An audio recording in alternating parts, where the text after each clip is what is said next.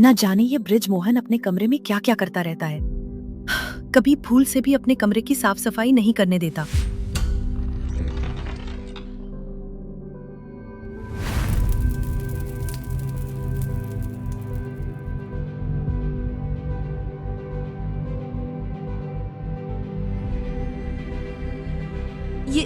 ये सब क्या है?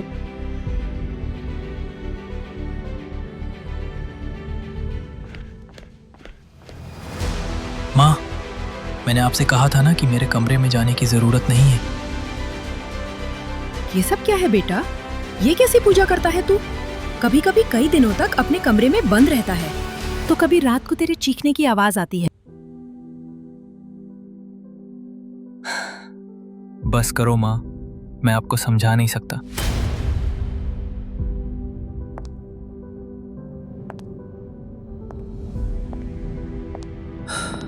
कुछ समझ नहीं आ रहा है कि क्या करूं। माँ के रहते कर्ण पिशाचिनी की साधना करते रह पाना मुश्किल है। मुझे कोई नया ठिकाना ढूंढना होगा। अब तो इतने पैसे हैं मेरे पास कि इसमें कोई समस्या नहीं आएगी।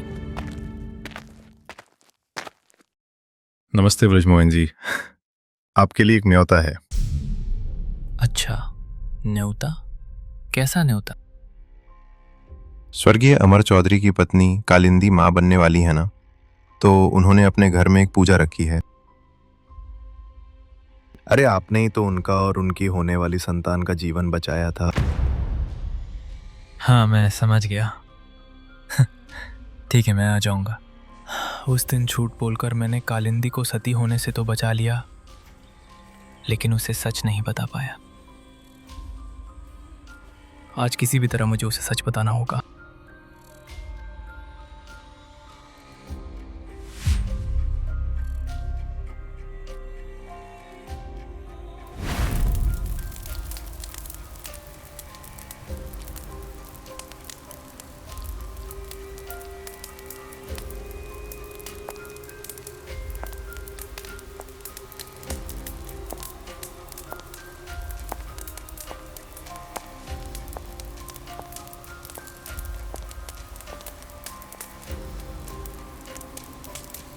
पूजा संपन्न हुई।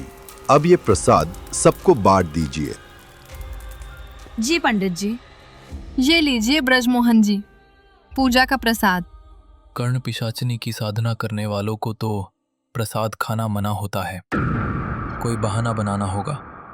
मैं आज निर्जल व्रत हूं, इसलिए अन्न जल कुछ भी नहीं ले सकता। और सुनो, मुझे तुमसे कुछ बात करनी है। क्या आप थोड़ी देर रुक सकते हैं? प्रसाद लेने के बाद सब लोग जा ही रहे हैं, तो हम उसके बाद बात कर सकते हैं। ठीक है।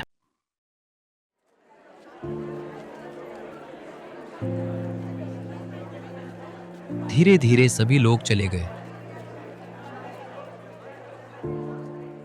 कालिंदी जैसे ही ब्रिजमोहन के पास पहुंची, वो झट से बोलने लगा। मैंने आपसे झूठ कहा था।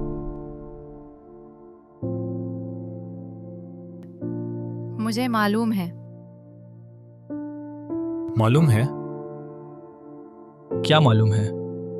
शायद आप समझी नहीं कि मैं किस बारे में बात कर रहा हूं। आप यही कहना चाहते हैं ना कि मैं माँ नहीं बनने वाली हूँ? हाँ, लेकिन ब्रिजमोहन जी, मैं एक स्त्री हूँ। अगर मैं सच में माँ बनने वाली होती तो सबसे पहले मुझे ही मालूम चलता।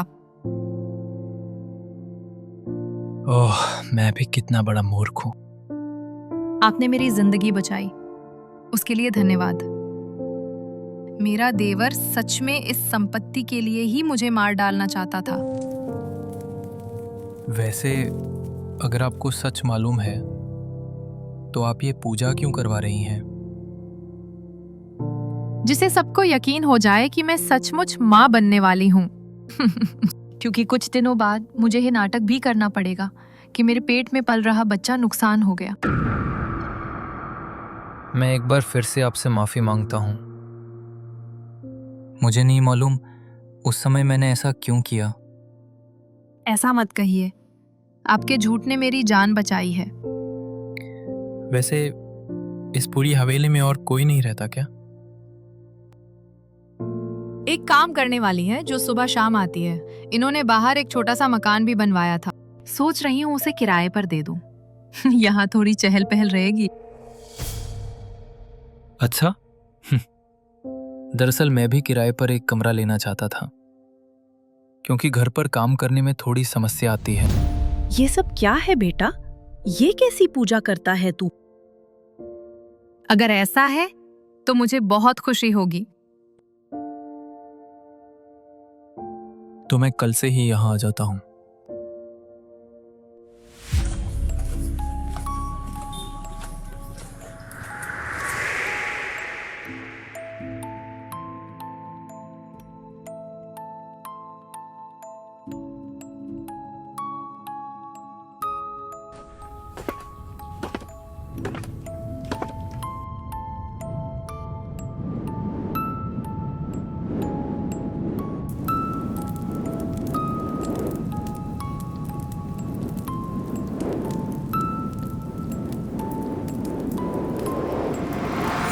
भूल गया क्या कि आज की रात मुझे तेरा खून चाहिए।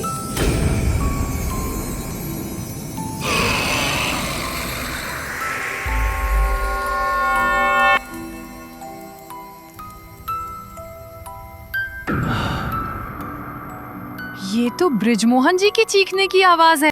कहीं ऐसा तो नहीं कि मुझे कोई भ्रम हो रहा है? सुबह ही पूछती हूँ उनसे।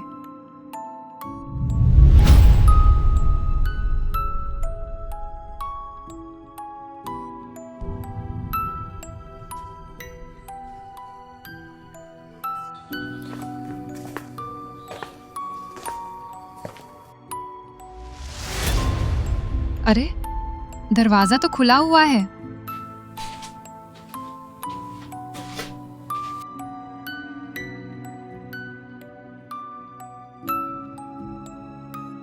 ब्रिजमोहन जी, ये क्या हालत हो गई है आपकी? आप यहाँ क्या कर रही हैं? आपको यहाँ नहीं आना चाहिए था। आपकी तबीयत तो बहुत खराब है। मैं वैद्य जी को बुलाती हूँ। नहीं, उसकी कोई जरूरत नहीं है। मैं कुछ दिनों में ठीक हो जाऊंगा। आपका शरीर बहुत कमजोर लग रहा है। मैं आपके लिए एक काढ़ा बनाकर लाती हूँ।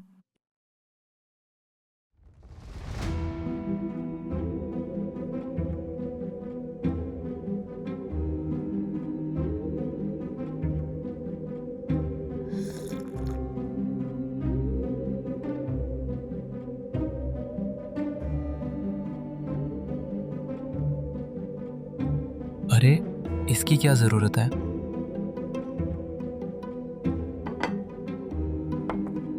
अगर आप खाना नहीं खाएंगे तो ठीक कैसे होंगे?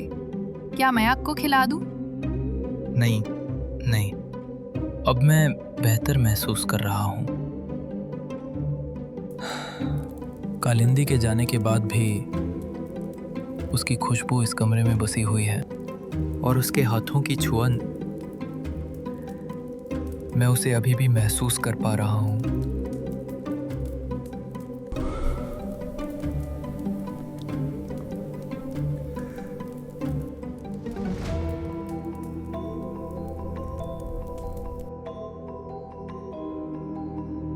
ब्रिजमोहन जी,